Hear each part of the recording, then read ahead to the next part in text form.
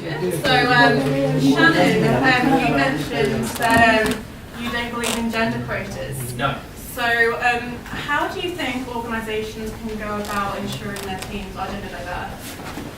Well, and I touched on it during the conversation, the presentation that I gave, is that you make it an environment that people want to work in. Yeah. You make it an inclusive and supportive and flexible working environment that attracts the right type of people, and the diversity and balance will sort itself out.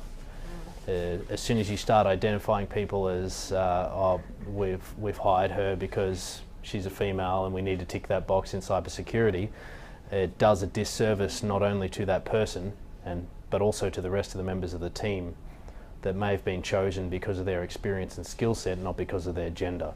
And it does, in my opinion, damage to the overall efforts to achieve that parity in all industries. It really does. It does damage to it to chase gender quotas. Yeah. Thank you. Anyone else got a question in front of speakers tonight? Fergus? Fergs. My question is for Tulin. Yes. What evidence do you have that there are hackers that don't wear hoodies? None. That's true. There's no evidence, but we're trying to change that. I've worked with females before in the bank that never wore a hoodie. I saw Yeah. it. Is that evidence? Probably because they're not allowed. Probably because they're not allowed to. Yeah, when you're at a bank, Yeah. I think it depends if you're working for yourself or if you're working for a big company. If you're like legitimate, illegal. Hoodies are comfortable. Yeah, hoodies are comfortable. Yeah, hoodies are so comfy. Yeah. Right. It's so good. Excellent. There was a bit of talk about passion and network Yeah. there, but which skills and characteristics do you see as most beneficial to be successful in the cybersecurity space in Australia? Or to all of you? Yeah, well, I'll answer first. They've probably all got similar answers, but in my opinion, just from my experience building a successful business, hard work was the first one, just never quitting, even no matter what failures you hit, and I hit so many. Like I started off sending cold emails to everybody. Cold emails, the worst thing you could possibly do when trying to win sales or do business development. Like I did it for a year straight. I don't know how many people I burnt bridges with by sending these ridiculous cold emails. I thought I was doing it quite well until I read. I can't remember what the book was that I read. It might have been a Tim Ferriss book, and he said cold emails are for a fool's errand. So I stopped that and figured out a way to almost hack the person, and it made me really interested in that emotional intelligence side of things, where you identify somebody's pain points, and in business development, and almost everybody's in some form of business development or winning people over. Someone's their favourite topic, no matter who you are, is themselves. Their favourite topic is themselves. If you can go to a coffee with someone and not want anything, even if you work in sales and you not want anything, you've done your research and you go, oh, I saw what your company did, or I saw what you did individually, that was brilliant, or as empathy, I can't believe that happened to you guys, that's crazy, how are you guys dealing with it? And open-ended questions, and it's not disgenuine. If you honestly care about what they're saying and you want that answer, and you're identifying their pain points, and you offer help even if it's not going to win you work, that lays seeds down the track. Because who do they think of when they talk to their friend? Everybody has cybersecurity problems. When they talk to their friend who's in a powerful position at a client, you don't know how far the ripples spread, which is why my point about kindness is free applies to everything. So hack people, try and understand what their pain points are. Don't do it just to get something out of it. Do it just to do something for them as well, and I promise you it'll come back. But that is the most effective way, in my experience, to do business development. My business scaled rapidly once I stopped being an idiot and sending cold emails. So, and don't fuck with me now and send me all cold emails, just to teach me a lesson. But yeah, in my experience, that's the key point to business development and winning people over and getting people on your side and networking and just being successful, even if it's not your own business, even if you're just trying to rise the ranks within your company. Yeah. Oh, me? Okay, cool. So 2 parts to it. When I first started, I was going to like 3 or 4 events a week, and I understand that people have other commitments and kids and stuff like that. I totally appreciate that. I found that really got me on the ground meeting people. In terms of more of a global sense, I actually probably deal with more people globally than in Australia, like on the day-to-day. That is obviously through building a profile online. And at the moment, LinkedIn is the fastest growing network in terms of organic reach. That's not going to last forever. So if you look at Facebook, Instagram, organic reach has gone down. So LinkedIn, yeah, you should be on there. Every single person that you want to target is on LinkedIn. Absolutely. Now, I'm not saying you do Shannon's method and you reach out to them or you try and sell to them when you connect. I have never done an outbound call or an outreach email ever. And I have billion-dollar clients because they see my blogs and the KB on the dailies. And maybe some people don't like that, but again, I don't care because I'm still giving value. Some people are just not going to like it because it might not be relevant to them. But what you want to do to make your services become more premium is get people to you. And by doing that through content, like I said, create a podcast. The issue is that I see is everyone's like, oh, I did something once and nothing happened. That doesn't work. I've been doing this for 2 years. So until you're at my level, then come back to me and tell me how it doesn't work, because it does. Because I'm going up there every single day and I really don't care about what other people think. So that's, I believe, if you look at behavioural science and you look at that, sociology and consumer buying, how people buy is differently. People hate salespeople, because I was one of them for a little bit. Oh, I hate reaching out to someone. So what you should actually do is get people to come to you. And how you get people to come to you is through the content, relentlessly. Does that answer your question? Yeah, that's good. That was a good answer. Just have to double check there. Yeah, I get really animated when I talk. I agree. I agree with both their comments, and I also think it's your vibe and like your attitude really attracts the people that you want and need around you. Because if you're going to be negative, or you're not going to be into it, and you're that kind of person that expects shit just to like appear in your lap, or you just want everything on a silver platter, like definitely do not expect that. And don't be so like hateful when you don't get something, when you try for it. You know, things take a while and you need to build up to it. So you need to, given the things that both these guys said, like you need to look at people and examine them and get to know them. Like Shannon said, like you need to plant that seed from the start. Like if this is something you want in 1 year, that's the outcome you want with this person or that company, then you should really plant the seed from the start and work your way towards it. And hard work, mate. Hard work is definitely very important, because if you want to do your own thing or you want to try and get into this space and grow, you need to work hard, because if you don't, no one's going to care at all. Let's be honest. Do I just keep looking like this? Yeah. Looking at me like I was you're like gonna leaning eat in. me. Phil.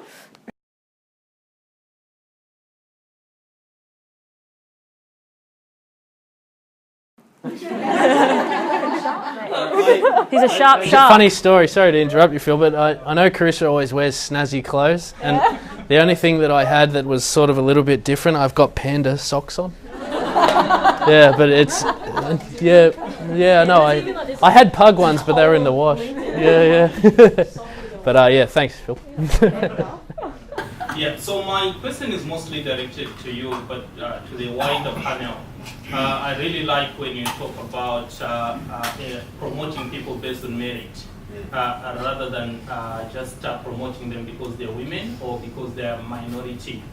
A recent report, though, from the World Economic Forum said the gender gap pay is going to close in 202 years because the pace of change is very slow. Yeah. And because the problem is so widespread. Yeah. So I wanted to challenge Beck to say, I think you did what you did within Deloitte because you had the willingness to change things. Yeah. I however don't think that attitude is shared among a lot of men in power. And without forcing people through policy to do the right thing, do you think we will get to where we want to be? Because there is inequality because someone is benefiting from it. And if you're benefiting from it, you're likely to dig in and protect your turf.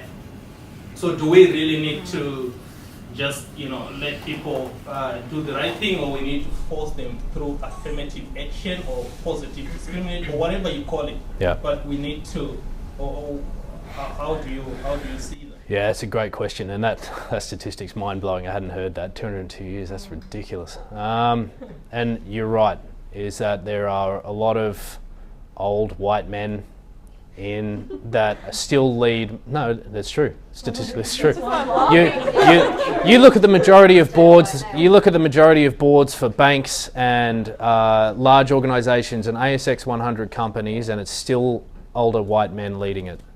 You know, and how do they have antiquated ways of thinking about where they still see women in that admin 60s, you know, secretary type roles where they say inappropriate comments, and they believe that, you know, there are companies nowadays that they have a veneer of cultural diversity and inclusivity, but really it's a tick in the box for them. It doesn't go any deeper than that, because when you scratch underneath the surface, there's still the same old bad habits.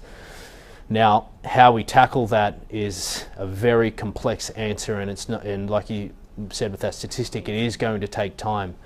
It's going to take up-and-comers like yourselves that rising through the ranks, that have the right attitudes, because these guys aren't going to be in power forever.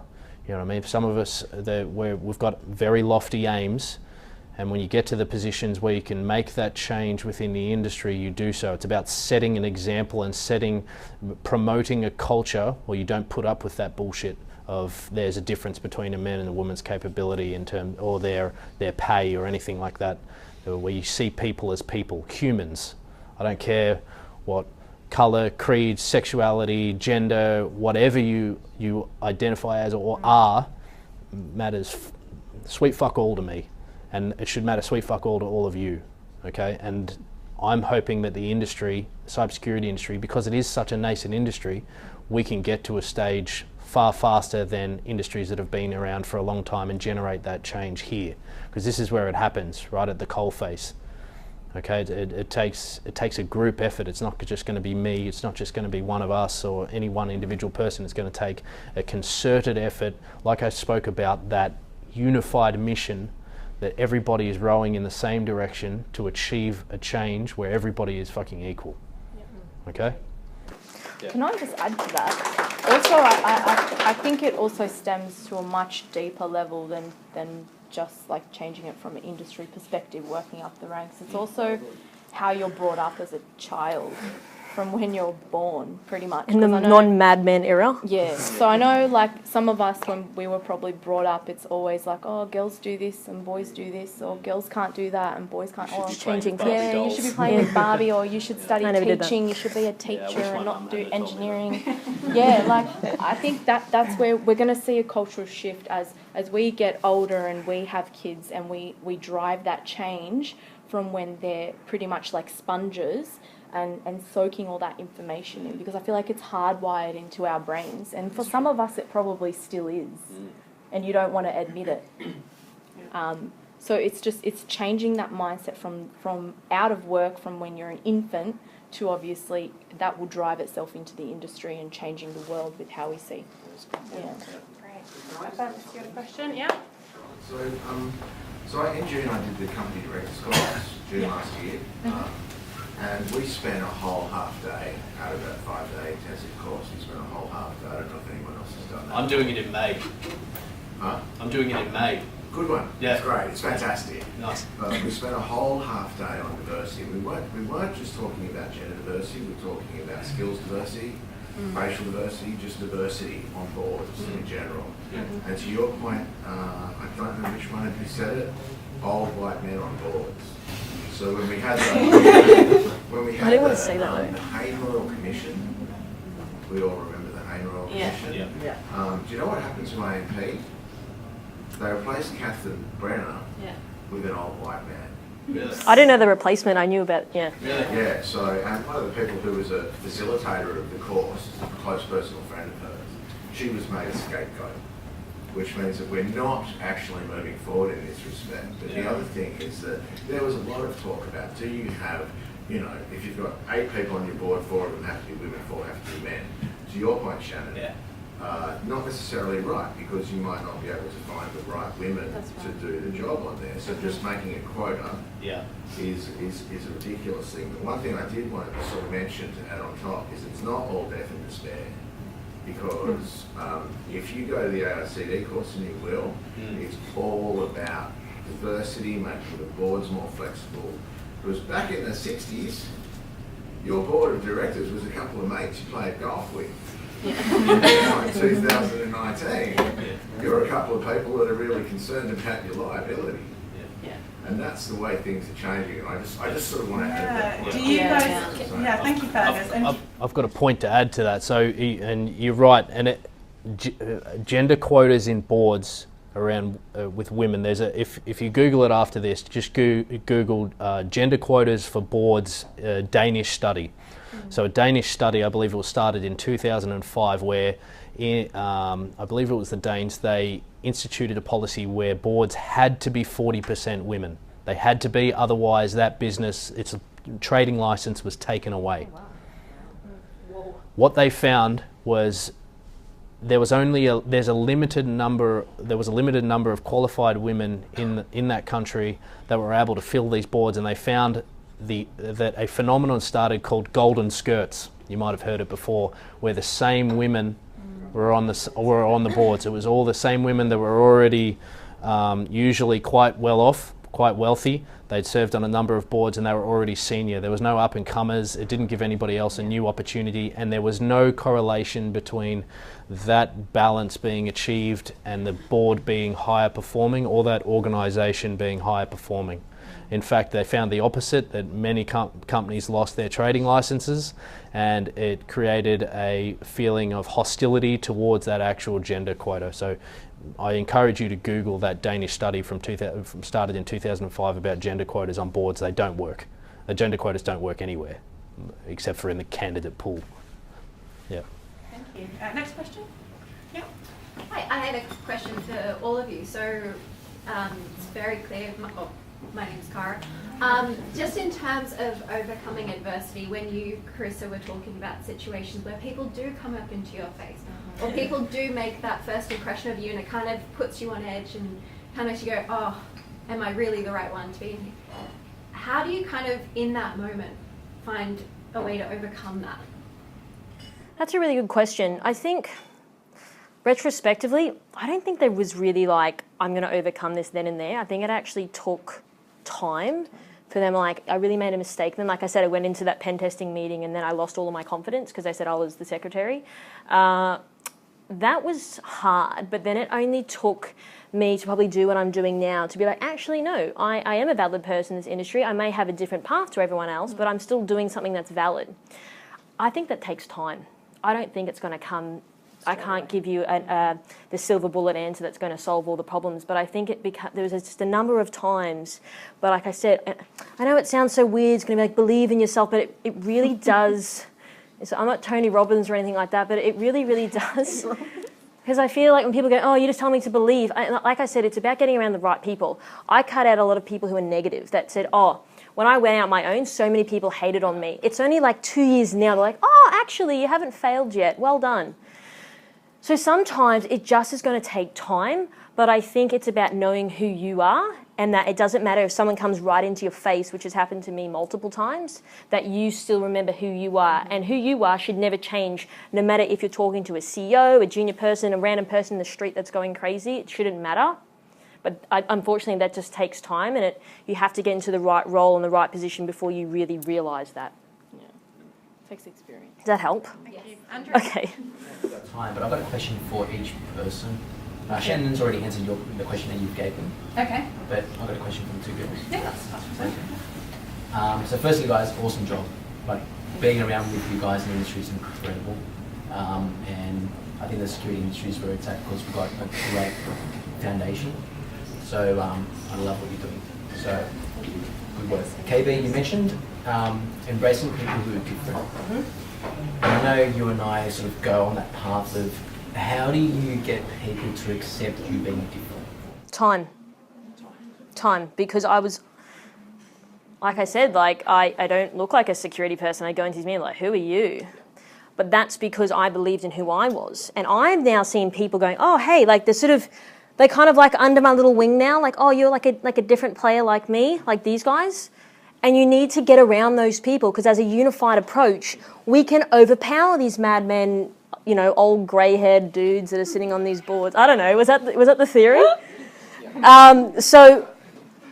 And I think it's about profiling the right people as well. It's like the same people you see all of the time. And it's about challenging the status quo. And when I went out and did this thing, everyone was like, what? What is that? And then we released KBTV, and people are like, well, that's so weird. Because it's going to take time, and it's relentless. Because again, I didn't care. When I could have told you, when I did those videos, people thought I was mental and crazy. And now it's like the social norm. Oh, okay, yeah, KB's doing a video. It's because it takes time and to keep pushing. And people are going to hit back at you all the time, 100%. And I had the right players. And as you grow, you get more and more people that back you 100%. But it starts in the beginning. You probably only need one mate that's going to back you. Is there a tip that you give to maybe an executive that you're dealing with that goes, no, I'm really challenging your thinking, but we don't want to go down that path because you're too different, or you don't think like the norm? I would challenge them back. Why? Why do you want to be like everyone else? When I started working in the bank, they said, we're hiring you because you just challenge people constantly, and you're like a pit bull that rolls around here because you challenge people. And overall, everyone's performing better because you're challenging people. Challenge them back. Say, why do you want everyone to be like everyone else? Because as a security industry, if everyone thinks like everyone else, how are we going to think outside of the box? We're not. And we're failing as an industry because of that. And because everyone needs to have apparently 15 years of experience when they go to recruitment consultant. This person needs 15 years. Who? Where are we pulling these people from? Pot plants? Like, they don't exist. What we learned was when you're dealing with people, they said, oh, we need a person that's got forensics, and you need to know I know, but like, where do they exist? They don't. And they need like 68 certifications. Like, these people don't exist. But that's naivety. That's naivety. What was that, Laura? They want people that think strategically. But that's what I'm saying, but they don't exist. But you need the outliers like us that are pushing to be like, actually, we're different. And it's cool to be different. I don't want to be like everyone else. Sorry. Does that answer it? Okay, good. Did you want to add that? So the same thing was around having 60 million years of experience to do a certain job title. What's your sort of tip? Oh, mate, like I think, okay, I don't have like 15 years experience. That's like more than half my age. But I mean, like that person doesn't exist. Sorry. I won't tell you when I was born then. That's obvious. Like, I think you need to take every opportunity as it comes. Yeah. Like, don't be afraid to quit your job and do your own thing for a while, or quit your job and explore something different.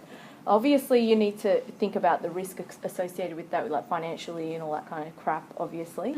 But don't be afraid to apply for something different. If you meet 5 of the skills out of 10 of the skills written there, that doesn't mean that you're crossed out of the line. They'll still consider you. And you can jig your resume and your CV to fit into the things that they're asking for. And then when you have a discussion with them, it's that attitude, your personality, your passion, your drive to want to learn it, and telling them that I will learn this and I want to and I'm looking into it, and having the facts and information ready so when you're having that discussion with them, they're like, oh, actually, he or she, they know what they're talking about. They've looked into this. They know and they want to learn more, so I'm happy to invest in this person. Like, I think it's about taking every opportunity as it comes, learning as you're going. Don't be afraid to learn, even if it means you've got to go back to the basics to learn it all. And challenging is a massive thing. I always challenge people, and I challenge my clients with decisions that they make. I don't care if they're like 50 and I'm like, I'm not going to say 25. But like, you know what I mean? Like, it doesn't matter, and it shouldn't. Like, and you just have to break through that barrier, and that comes down to planting that seed, being nice, getting to know that person from a personal level, work level, doing your research into the company, like doing all of that so that you can get your foot in the door there, and then you can challenge without intimidating, scaring, or making them pissed off. Yeah. So we have one last question. So anybody want to ask anything before I finish up? Okay, good. That's it. Oh, one more. Yeah. I just would like to ask a quick question. Among the security area that you could work in, which is the area that you could say have the most shortage? Most shortage. All of them, I would All say. of them, I would say. Can I maybe answer that? Sorry, interject. The most shortage. Most shortage. I think personally, this is just my own opinion, is that hybrid space. Technical and can you talk business? Yeah. Some people are purely tech and that's cool. I know most people, they're like, I just want to hack stuff in the background and that's it. Yeah, that's it. But depends what you want to do. Do you want to be a leader? To be a leader, you can't just do that all day. What I've found, which is the space that we sit in as well, is understanding it and being able to communicate that. To me, if you're in that position, you're golden. That's just my opinion, but I don't see many people like that. They get stuck in the tech, or they don't understand it enough to communicate that. If you understand both, I think that's way more powerful. Yep. Yeah. Agreed. I have to agree with that as well. Working in recruitment, it's always hard finding someone who has that technical skill set, but also has the communication skills and the soft skills there as well. So, yeah. This guy. There you go. I think that's it. Amazing. So, and that's all we have time for tonight. But thank you all so much for coming. Thanks, guys. Thank you.